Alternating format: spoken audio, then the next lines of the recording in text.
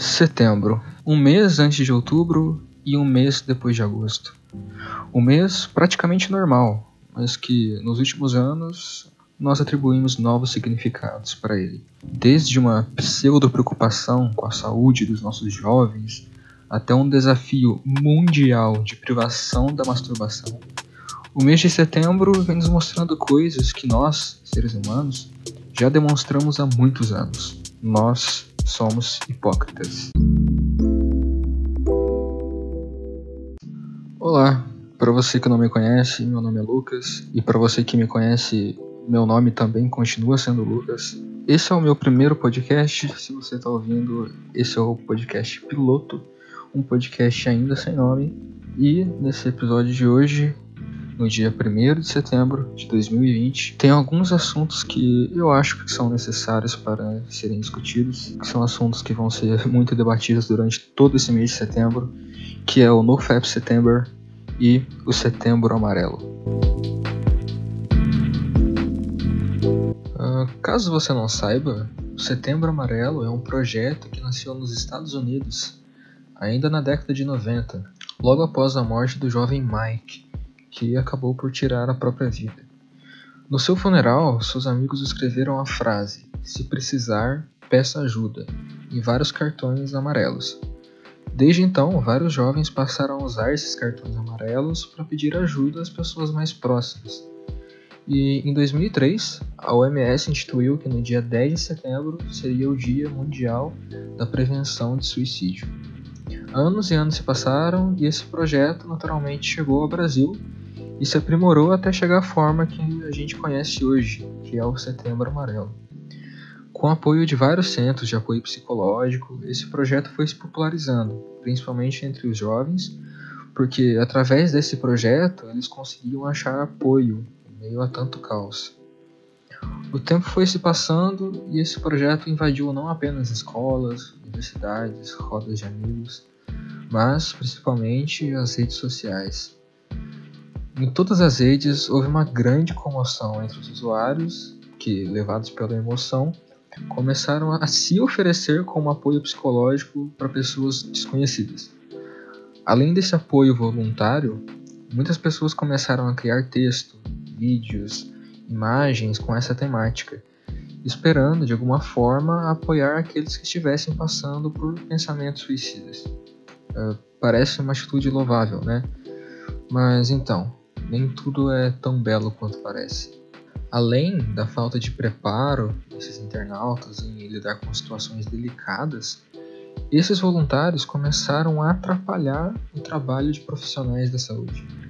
Baseados em uma falsa preocupação que só dura 30 dias do ano, mas que é totalmente negligente nos outros 335, esses pseudo-voluntários, não generalizando todos, mas digo que a maioria, usam de um tema extremamente delicado e sensível para ganhar likes e compartilhamento às custas de pessoas mentalmente abaladas.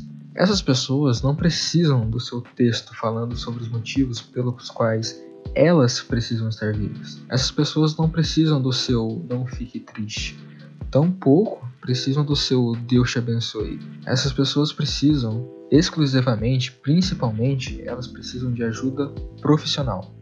E se você não é um profissional, não queira ocupar o papel de um. O seu falso moralismo não salva. O seu falso moralismo não conforta ninguém.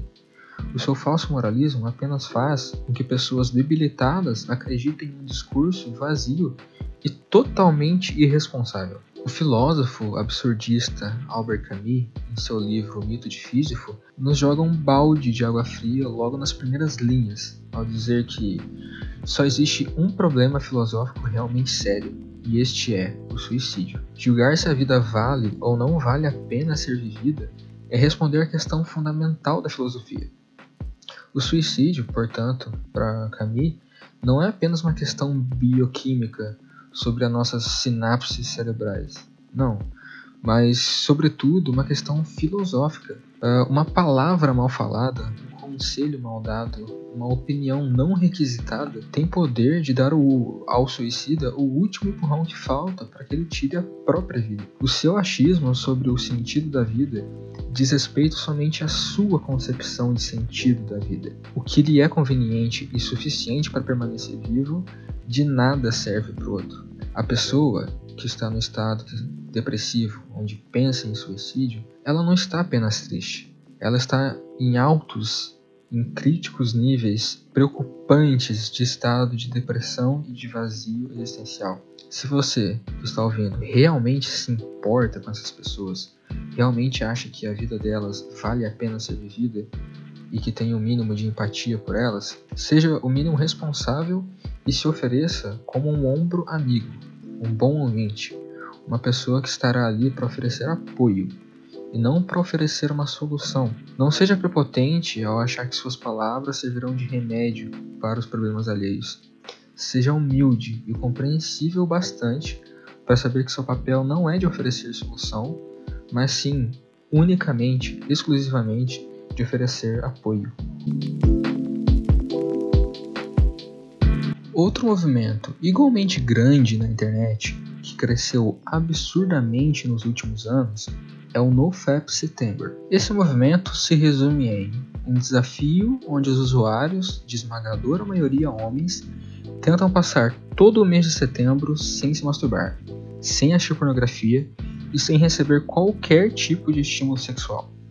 O intuito do desafio, mesmo que tenha nascido da tentativa de atentar os usuários dos problemas do consumo da pornografia, acabou se confundindo no decorrer do tempo. O que antes era uma forma de conscientização, apesar de seus problemas, acabou se transformando em uma corrida por ser um macho alfa. Diversos homens, cegos pela busca de alcançar o ápice da sua virilidade, privam-se de toda e qualquer forma de prazer, tomados por esse espírito de elevação física e mental. Suas motivações para parar com o consumo de pornografia passam longe de questões morais e sociais.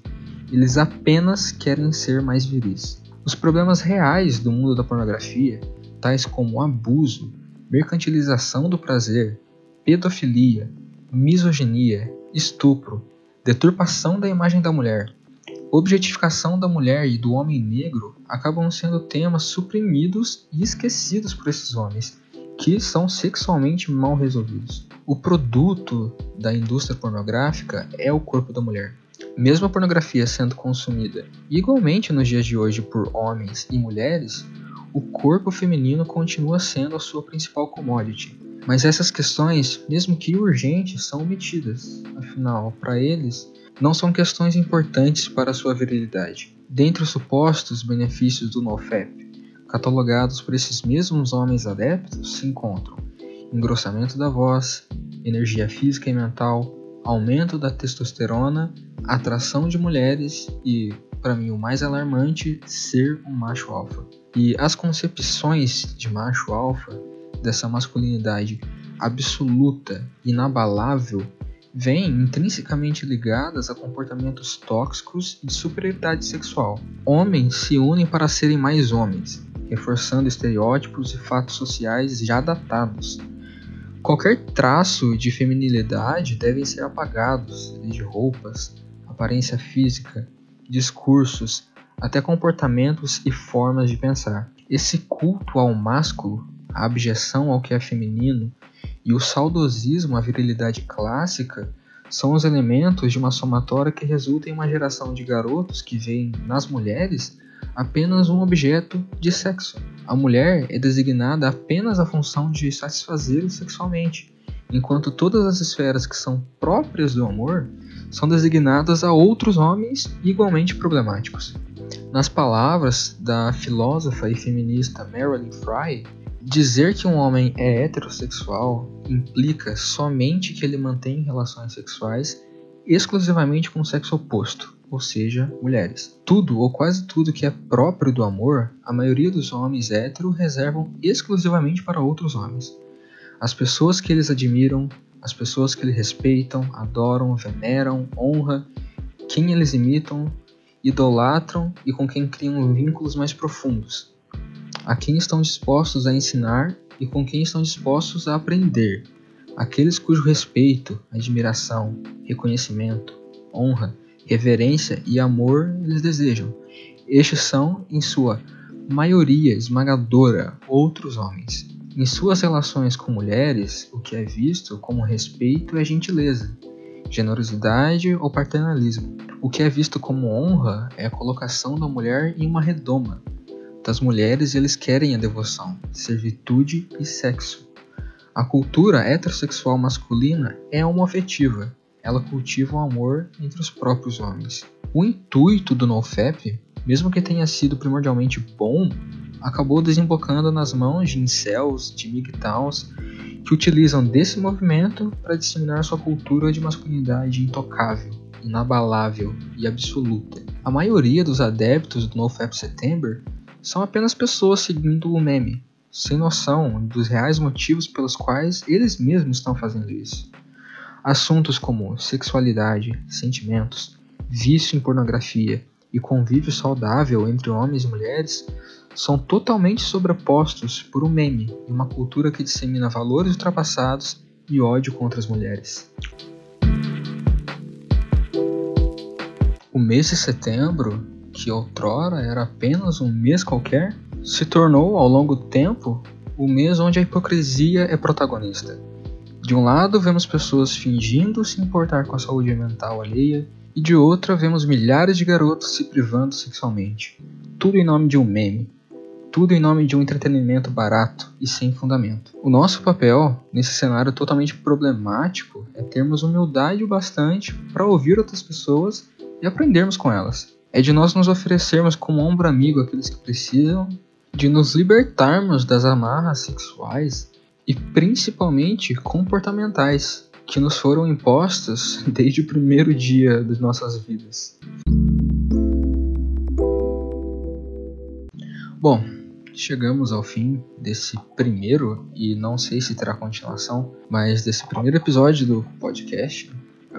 Foi um assunto um pouco complicado, foi um assunto um pouco indigesto. Creio que a maioria das pessoas, mesmo que já pensaram sobre isso, creio que é um assunto que não é muito interessante de se debater toda hora, mas compreendo, entendo, já fui relutante quanto a isso, mas hoje senti a necessidade de falar sobre esses assuntos, sobre o Setembro Amarelo, sobre o NoFap September, que são problemas totalmente interiorizados na nossa cultura de hoje em dia, nessa cultura de internet, onde tudo é muito rápido, onde tudo é muito frenético e a gente deixa muitos detalhes passar. E muitas coisas que são cruciais, que são problemas escancarados, a gente tem o costume de não se atentar para eles, de fechar nossos olhos e fingir que eles não existem.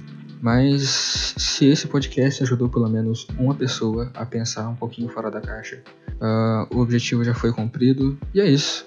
Espero que tenham gostado. Se não gostaram, beleza, a gente tem a mesma opinião, porque eu acho que eu não gostei.